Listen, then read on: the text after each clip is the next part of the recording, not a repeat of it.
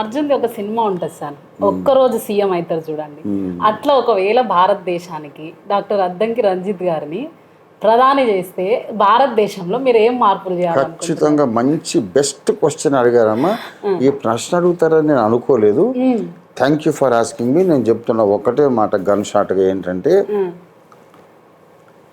పురాతత్వ శాస్త్ర తవ్వకాలలో నిరూపించబడనటువంటి కథలను, విశ్వాసాలను,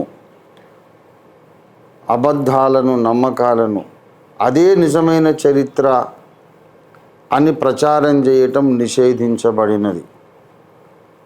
ఏ విశ్వాసము, ఏ చరిత్ర, ఏ నమ్మకం ఏది ప్రచారం చేసినా ఆర్కియాలజికల్ ప్రూఫ్స్ ఉన్నదే ఈ తరానికి మనం చెప్పాలి.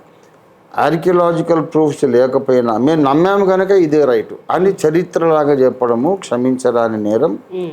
దానికి మరణదండన విధించబడుతుంది అని చెప్పే ఫైల్ మీద ఫస్ట్ సంతకం చేస్తా if I become the prime minister. That will settle all this trash. ఈ చెత్త మొత్తాన్ని క్లియర్ చేసేస్తుంది. సో ఆ ఛాన్స్ మీకు వస్తే ఫస్ట్ ఈ పని చేస్తారు మీరు తప్పకుండా. సెకండ్ ఫైల్, రేపిస్టులందరికీ మర్మాంగ ఖండన శిక్ష విధిస్తాం. ఇది రెండవ ఫైల్. తర్వాత ఏమన్నా ఒకవేళ తెలంగాణ రాష్ట్రానికి సీఎం అయితే ఏం చేస్తారు? ఎక్కడైనా ఇంతే. ఈ రెండే మెయిన్ గా ఇదే నా అజెండా. అబద్ధాలను, ఏదో నమ్మకాలను, అశాస్త్రీయమైనటువంటి పురాతత్వ శాస్త్ర నిర్ధారణ లేనటువంటి వాటిని ప్రచారం చేసుకొని ప్రజలను మతోన్మాదంతో నింపడం అనేది క్షమించరాని నేరం. ఆడవాళ్ల మీద అత్యాచారాలు చేయడం క్షమించరాని నేరం. ఈ రెండింటి మీద నేను పగబట్టాను.